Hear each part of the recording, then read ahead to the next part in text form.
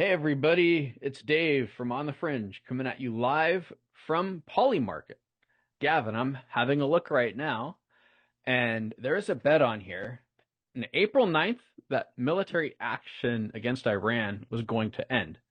99% yes. So, what does this mean? Is it over? Well, this is what is called a bet against the market. I'm gonna say those fellas got it wrong. Um, but who am I? Who am I? I'm just a lonely individual, and this is a how many millions of dollars is this It's bet over doing right it's now? over 15 million and it's growing as we speak. I'm sure it is. I would be very surprised if it was not right now. Just to be clear, we're recording this on April 12th. So, big story. I think it's story of the year. Prediction markets. Dave, why is this a big week for prediction markets? Well, you have several states, Washington, Nevada, Arizona, Illinois, and Connecticut, are all trying to sue Kalshi and Polymarket. And this week, there's going to be a decision in the Ninth Circuit Court in California. Hmm. And in the Third Circuit Court in New Jersey, they ruled in favor of the federal government, the CFTC, regulating prediction markets. And if the Ninth Circuit Court in California rules in favor of the feds, well, then these might be federally regulated. If the state wins, then it might go to the Supreme Court.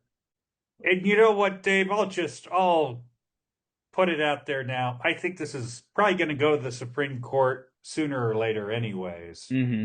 uh, for a variety of reasons. And I think one of them is if it does go to the federal government and the CFTC is regulating it, I think the current administration might get sued for conflict of interest.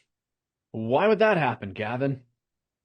I, Dave, you told me something very interesting just the other day about a fella I know, and you hmm probably know too, Yeah, well, dear I've seen him audience. on TV.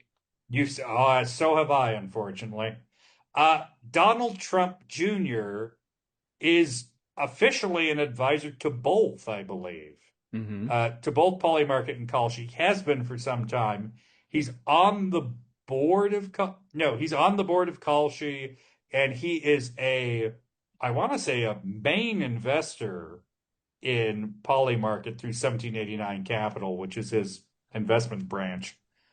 He is heavily financially involved in both businesses, which at this point, I think both of them are valued in the billions, over 10 billion. I mean, they're doing well.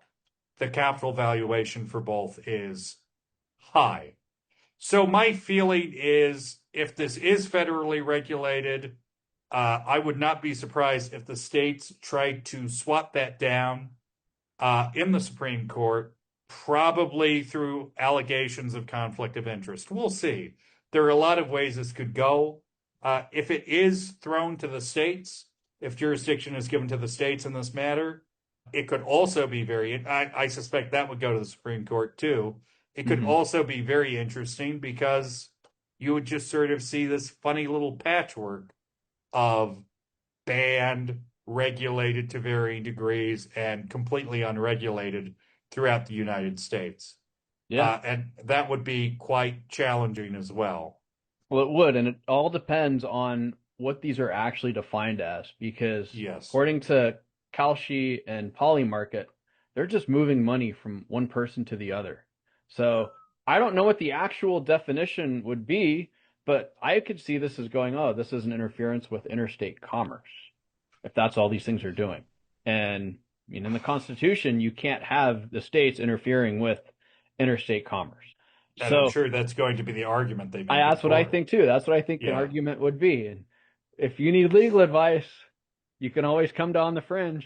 This is the best you're going to get right here on this episode because, Ooh, we have very sketchy legal advice for you, and yeah, we're not in any way, shape, or form we're not legally qualified. qualified We've never to passed the do bar. no. Well, I've passed over a bar many times. I've maybe Yeah. even passed out on a bar. Yeah, and I've Um, passed out under a bar, done that. but we have not passed the bar. The bar has been raised, it's above us. Hmm. So back to reality. Back to reality for 5 seconds.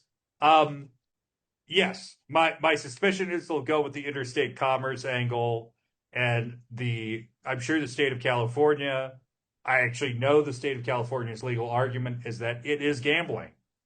It's gambling, and therefore it falls under state gambling regulations. Um, and we'll see which argument wins out.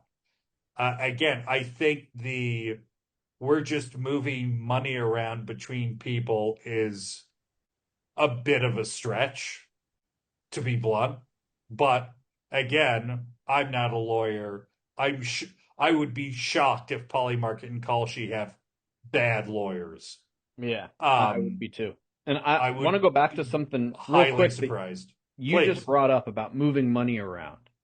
And we Yes. talked about this earlier. I would not be shocked if you had countries like North Korea and Iran and countries that are trying to skirt sanctions using Mm. these to move money around, where you can have somebody go, okay, we're going to give you a little bit of money and you put a bet out there on this event.